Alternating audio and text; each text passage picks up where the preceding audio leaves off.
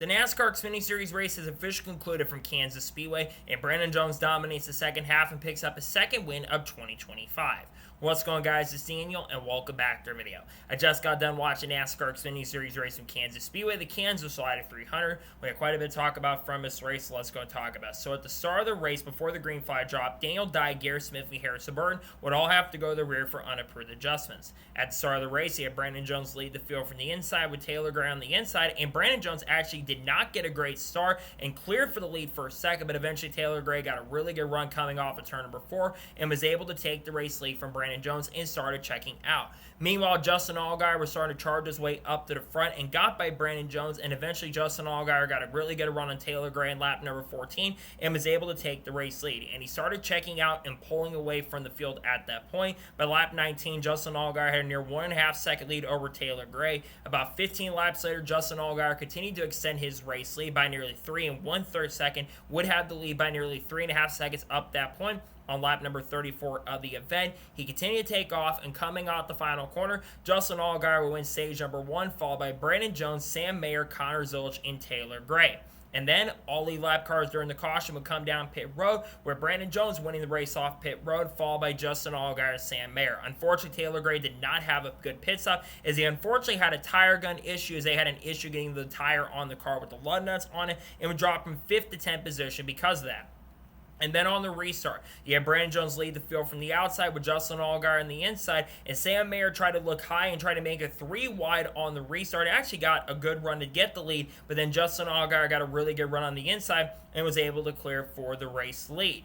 Meanwhile, a couple laps later, we would see the first caution for instance take place on lap number 59, with Jeb Burton unfortunately spinning between turns 3 and 4. Jeb Burton was on the inside of Parker Reslov going into turn number 3. He just kind of got loose under him with the arrow on the car and ends up spinning out, bringing out the caution and a tough break for Jeb Burton.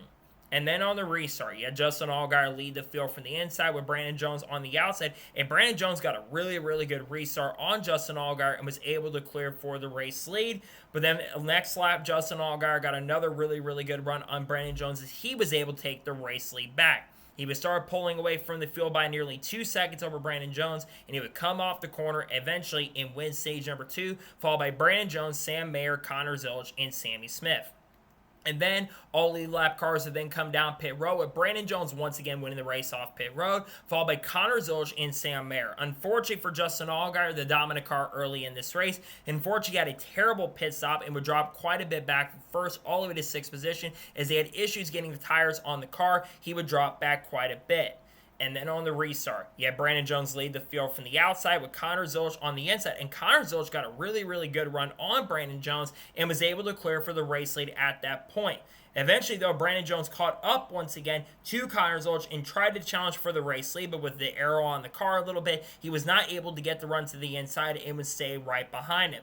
Once again, though, Connor Zilisch at this point was actually starting to pull away from Brandon Jones, as Connor Zilisch's car on the short run especially was really, really good. And he started pulling away once again. Meanwhile, Justin Allgaier was trying to charge his way back up to the front and would get up to 4th position ahead of Austin Hill. But meanwhile, as the run continued on at lap number 135 of the event, Brandon Jones got a really, really good run on Connor Zilisch to clear for the lead, and eventually on lap number 138, Brandon Jones able to get by Connor Zilisch, and he started pulling away from the field. And then we started seeing green flag pit stops. On lap 141, Sam Mayer came down pit road. Then the next lap, Sheldon Craig came down. Then 143, Justin Allgaier, Jesse Love, Taylor Gray came down. And then the next lap, Brandon Jones, Sammy Smith, Austin Hill came down.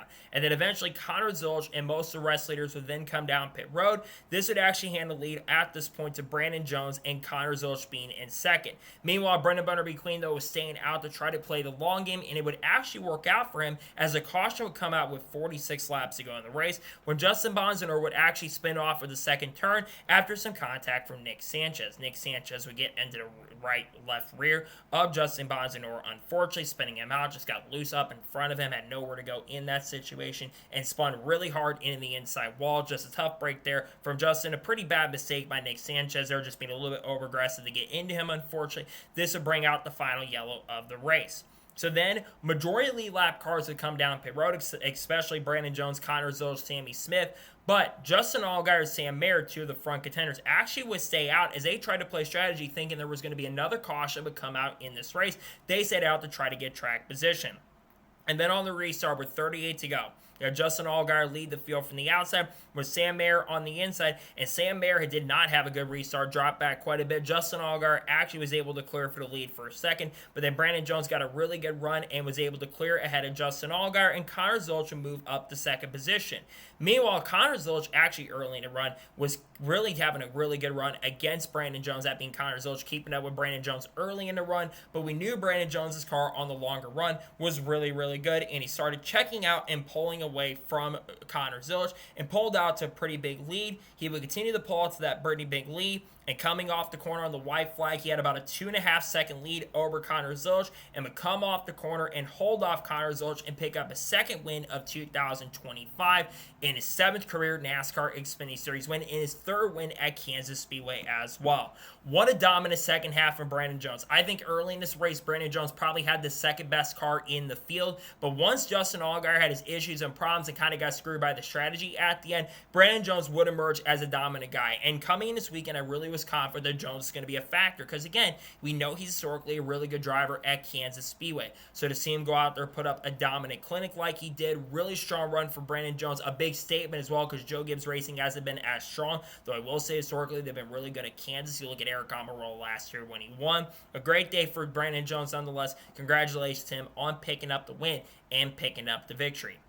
So now we'll go ahead and take a look at the race results, and I'll get my score and thoughts on today's race, and take a look at the playoff standings as well. So Brandon Jones picks up the win. Connor Zilisch finishes second. Once again, his 16th straight top 5 finish in a row, and Connor Zilisch, with his great run today, he is actually locked into the next round of the playoffs as well with a great run. Led a ton of laps. Didn't seem like he had the handling on the car to contend for the win, until last except stage 3, but did a really good job in this race nonetheless. Another top 5. Great run for Connor Zilisch. Austin Hill finished third, a great bounce back run after a terrible run at Bristol last week or a couple weeks ago. Showed some really strong speed in the race today, ran top 5 a lot of the event, finishes third. Great run for Austin Hill. Sammy Smith finished 4th, the best we've seen Sammy Smith in quite some time. He ran top 5 majority of the event, started mid-pack in this race, but charged his way up to the front and gets a really strong top 5 run. Good run for Sammy Smith. Sheldon Creed finished 5th. I have no idea where Sheldon Creed came from, to be honest. It was running 10th to 15th early in this race, but he bounced back to get a really strong top 5 run in 5th place.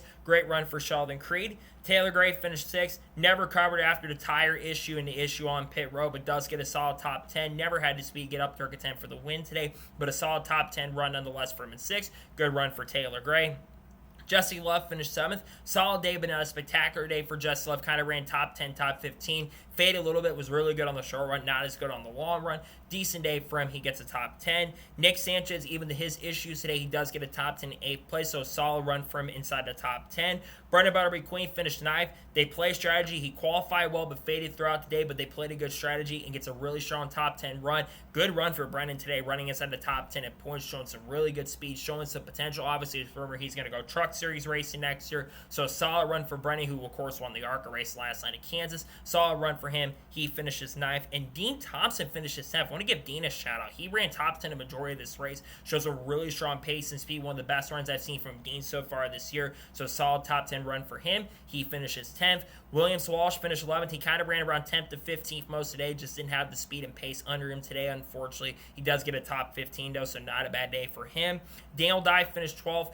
Decent day for him, considering he started in the back of the field. Does get a top 15. Justin Allgaier finished 13th. The gamble did not pay off. I think Allgaier had a race-winning car today, but the gamble just for them did not pay off throughout the day, and he just struggled throughout the race, unfortunately, which is disappointing to see. He finished 13th. Christian Eckes finished 14th. Okay day, not a great day for him. Carson Qual finished 15th. They struggled all day in that one car. He was running at points 22nd to 25th throughout the day. Just not a good day for Carson. A big struggle for him. Sam Mayer finished 16th. Another driver tried to gamble at the end. Did not pay off for them. He did have a top 5 car, a really solid car out there. Just not a good gamble at the end. Because of that, he faded back quite a bit. But he's looking pretty good in the points, all things considered. He finished 16th. Also want to mention Justin Allgaier with this really good run today. He's also locked into the next round, so good for Justin Allgaier there. Kyle Sieg finished 17th, not a bad run for him. Raj Crew finished 18th. Raj did have a good car early, but faded back throughout the day. I think he had a better car than where he ran. He just kind of didn't have the pace and speed, though, as the run progressed. He does get a top 20.